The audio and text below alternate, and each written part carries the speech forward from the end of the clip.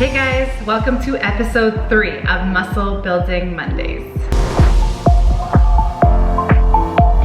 Today we are talking about how to shrink the waist and finally get rid of stubborn ab fat. So if you've missed the last 2 episodes of Muscle Building Mondays, make sure to check them out down below. Like all my other Muscle Building Monday videos, I'm going to simplify it, guys. I'm gonna teach you a tiny bit of anatomy and use my experience through my clients, my own body, to help you finally reach those goals. Guys, fitness made easy. And the shrink your waist workout will be at the end of the video, so make sure to stay tuned for that. Let's get to the video. So of course we need to start and break down the anatomy just so we understand what muscles we're working with here. So I like to divide it into 3. There's the external internal obliques, the TVA, transverse abdominis, and the rectus abdominis.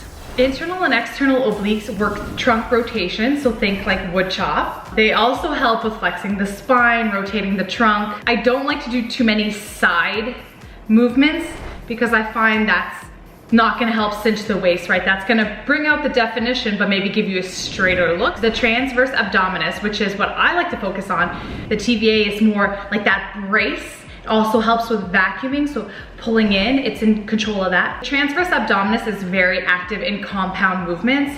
So that means like those big primal movements. So the squat, the deadlift, push-ups, all those big movements, it's very active. And rectus abdominis, that's really like the superficial muscle. That's the one that everybody wants to see. And that's really in charge of flexing the lumbar spine. It does help with other things as well, but that's what I like to think of. So when you're planning your workout, that's an easy way to be able to hit the entire core. What's nice about focusing on compound movements is when you hit your deadlifts, your squats, you're strengthening your low back and your back muscles as well, which is all part of the core. I've got a few points on how to help you cinch that waist, finally.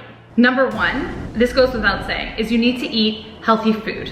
The reason why is you need to lose body fat all over. If you're trying to crash diet or do only cardio, you're just gonna burn off muscle. So it's really important that you continue weight training, you continue eating enough healthy calories, focus on a balanced approach with healthy proteins, healthy carbohydrates. I like to focus mainly my diet on plant-based, so lots of vegetables, lots of fruit, lots of lentils, legumes, and beans, protein at every meal, carbs at every meal, and fat at every meal. Like carbs, it could be a piece of fruit. So carbs are vegetables too, right? And sometimes it's sweet potato. I just have a variety. My diet's full of different nutrients. If you tend to carry weight in your abs, it's gonna be the last place to go. For me, I don't carry that much weight in my stomach, so even at whatever body fat percentage I'm at now, I have no idea. 22? I don't know. I can still see some ab definition. But if you carry more weight there, then you need to continue eating healthy, continue exercising, be patient, keep going until your body fat percentage goes down. Next point is you need to build up your shoulders, build up your glutes, and your thighs, so you have the illusion of a smaller waist. When I started working out over 10 years ago, I was like, darn it, I wish I had a smaller waist because I made the mistake of comparing myself to other bodies. I knew that there was nothing I could do about making my waist smaller, so then I focused on building up my shoulders, building up my glutes and my thighs, and then all of a sudden people started telling me that I had more of an hourglass shape, and I had never heard that before. So it obviously worked, building up my upper back and shoulders to give, that hourglass illusion. If you're not naturally blessed with a tiny, tiny stomach, which most of us aren't, building a little bit of muscle to create the shape that you want is gonna be key. My next point is focus your workouts on compound movements. Compound exercises are multi-joint movements that work several muscles or muscle groups at one time. So here, the squat, the lunge, the bend, push, pull, twist, and learn how to engage your core on all of your workouts. When you focus on compound lifts, you're burning more calories overall, you're building more muscle. Go check out my video on full body workouts. If you missed it, I talk about all the reasons why you should be lifting full body. This will help you get leaner, build more muscle, engage that core with every session versus just engaging the core when you're doing crunches. A little cue that I like to use is to pull in, flex. So I'm pulling in through my belly button first, then I flex. I also tuck my butt under and I pull in almost from your privates up. And then release your bum. But it's gonna keep that tightness in the core. That's kind of the steps that I go through. Next point is to practice engaging your core. So this can be through having better posture, right? If we're hunched back all the time, our core is never engaged. So maybe you need to focus on engaging your posture all day. You can bring the rear view mirror in your car up a bit to kind of get you used to sitting more upright. If you're on a desk all day, bring your chair down to force you to have your hands up higher if you can. If you feel like your abs are just like dead and you can't feel, and your posture's pretty good, but you just can't engage the core, you just need to practice engaging it more often. Even every single day. Doing maybe a cat-cow, warming up the core, bringing heat there, bringing blood there, making the muscles in the abs learn how to engage, right? The more we practice something, the better we're gonna get at it. Just like any other body part, the more we focus on that mind to muscle connection, the better we're gonna get at it eventually. You could do a ab activation drill every single day and even maybe work on one move to feel it in your abs. Do you feel your abs the most with a crunch? You could do a crunch every single day after that ab warm up, just to get your abs used to activating. Is it a leg raise? You choose.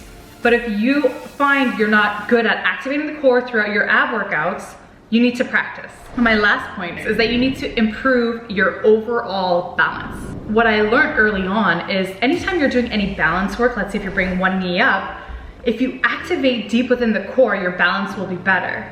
So balancing, if done properly, can really help you engage and fire that deep within that core. So that's why I like to do a lot of stability drills, not only to have good balance, but to really hit deep within that core without doing traditional ab exercises.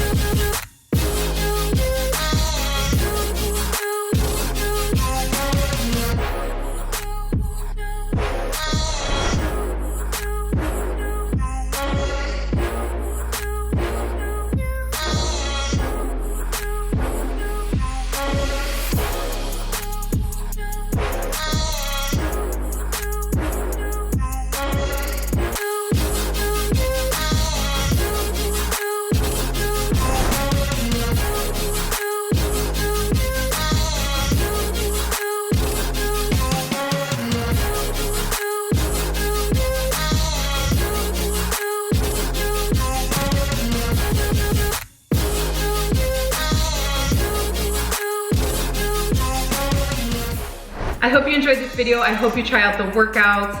The main thing is when you want to see results and you're trying something new, you have to give it time.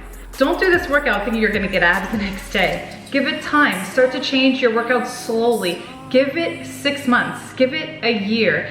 Take progress pictures and you will change in time. Guys, the biggest reason why people don't hit their goals is because they are not patient.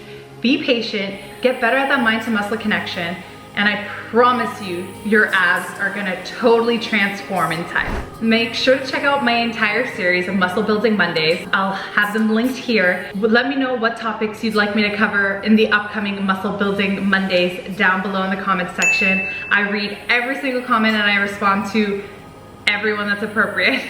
So let me know what questions you have about getting fit, building muscle, all that good stuff. Make sure to subscribe because I have some awesome Muscle Building Monday videos coming up. Leave me a comment down below. Let me know what you thought about today's video. Did you learn anything? Any feedback is super appreciated. Thanks so much for tuning in, guys, and I will see you next Monday. Bye.